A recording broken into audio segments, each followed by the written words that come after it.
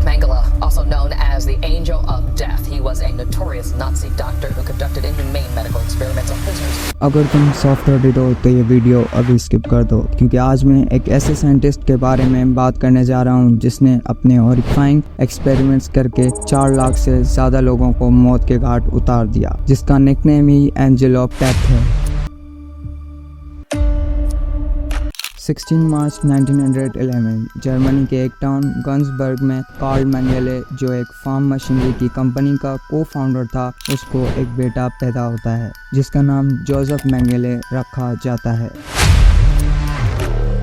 Joseph Mengele आगे जाकर Frankfurt एमएन यूनिवर्सिटी से मेडिकल डिग्री हासिल करता है। फिर वर्ल्ड वॉर 2 के दौरान Josef German national people's party join करता है और ये नेशनल पार्टी कुछ टाइम बाद ही नाजी पार्टी के अंडर आ जाती है और यहीं कहानी में भी ट्विस्ट आता है। 1938 में जोसेफ मेंगेले नाजी पार्टी को ऑफिशियली ज्वाइन कर लेता है। फिर 1940 में Joseph Mengele military branch SS में मेडिकल सर्विसेज ज्वाइन कर लेता है। But after 3 years of working in SS, finally in 1943 Joseph Mengele camp of Auschwitz में एज अ फिजिशियन भेजा गया और अब यहाँ से हमारी कहानी का मोस्ट डिस्टर्बिंग पार्ट शुरू होता है। एश्विट्ज वर्ल्ड वॉर 2 के दौरान की एक ऐसी जेल थी जहाँ के प्रिजनर्स पर बहुत जुल्म किया जाता था, जिनकी बहुत सी स्टोरीज हैं, पर डॉक्टर मेंगेले ने यहाँ के प्रिजनर्स के साथ कुछ ऐसा किया कि उनकी रूह तक कांप गई। जोसेफ मेंगेले ने वहाँ चार्ज लेते ही सारे स्टाफ और प्रिजनर्स को एक जगह पर नेक्ट करके जमा किया और फिर उन्हें सही से चेक किया और जो इनमें से इंजर्ड थे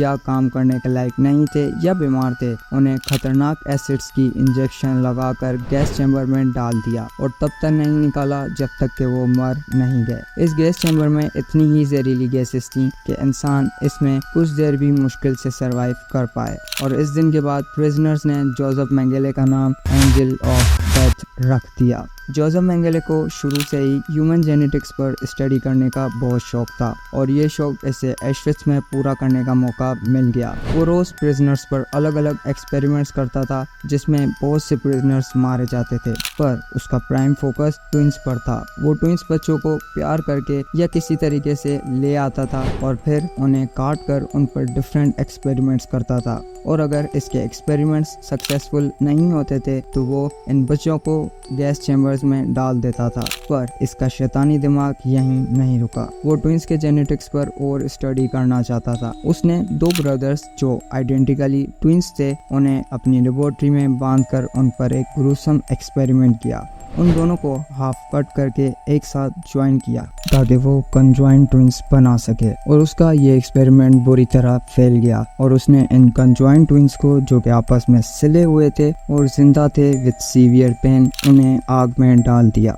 जोसेफ ट्विंस पर रोज ऐसे ही डिफरेंट और बेजार एक्सपेरिमेंट्स करता रहा, जिसके आफ्टरमैथ्स में 1500 से ज्यादा ट्विंस अपनी जान से हाथ धो बैठे। गिजेला पेरी, जो एश्विट्ज की एक डॉक्टर थी, अपनी एक book I was a doctor in Auschwitz में लिखती हैं, we feared those visits more than anything else because we don't know whether we live or die. He was free to do whatever he pleased with. I think अब तुम्हें समझ आ गया होगा कि Joseph Mengele का कितना खौफ था एश्विट्ज के लोगों में। जोसेफ मेंगेले का एक और ग्रूसम एक्सपेरिमेंट था और वो भी इसने बच्चों पर ही किया था। वो ज्यूज में से बच्चों को लेकर आता और उन्हें बांधकर बगैर किसी पेन किलर इंजेक्शन दिए उनकी दोनों आइज निकाल कर उस पर स्टडी करता था और ये उसने काफी एबनॉर्मल बच्चों के साथ भी किया था और वो बच्चों पर और भी डिफरेंट एक्सपेरिमेंट्स करता था, जैसे उन्हें कट करके उनकी बोन्स पर रिसर्च करना। इसने और भी काफी एक्सपेरिमेंट्स किए, जैसे कुछ प्रिजनर्स को काफी दिन तक भूखा रखा और फिर उन्हें कई दिनों तक सी वाटर पिलाता रहा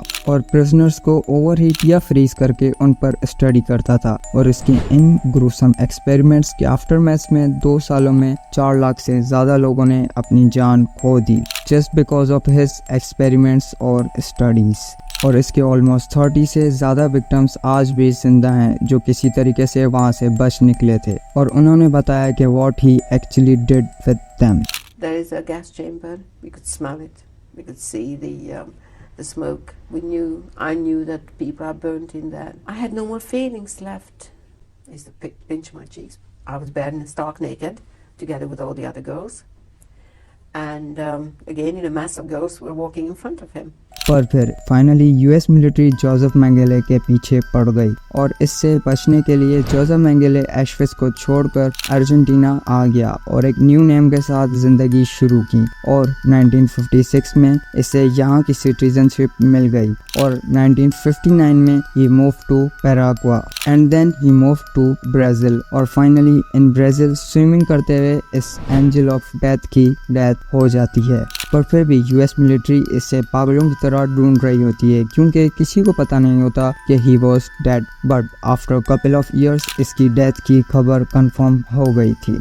ह्यूमन सेंटीपीड ये भी एक मोस्ट ग्रूसम और हॉरिफाइंग एक्सपेरिमेंट है जो कि कहा जाता है कि जोसेफ मेंगेले ने प्रिजनर्स के साथ किया था, in which he joins one person's mouth to another's anus in order to make human centipede. जैसा कि ह्यूमन सेंटीपीड मूवी में भी इलस्ट्रेट किया गया है, पर इन रियल लाइफ इस एक्सपेरिमेंट का अभी तक कोई प्रूफ नहीं मिल सका है कि ये वाकई ही जोसेफ मेंगेले ने किया था। और ह्यूमन सेंटीपीड मूवी के ऑनर ने खुद कहा था कि ये ह्यूमन सेंटीपीड का आइडिया उसे अपने और अपने एक फ्रेंड के जॉब से आया था। सो बेसिकली ये स्टोरी ट्रू नहीं है, पर क्या पता ये सच भी हो। जो इंसान इतने ग्रूसम एक्सपेरिमेंट्स कर सकता है वो ये क्यों नहीं कर सकता। What you think about it or what your opinion about it, let me know in comments.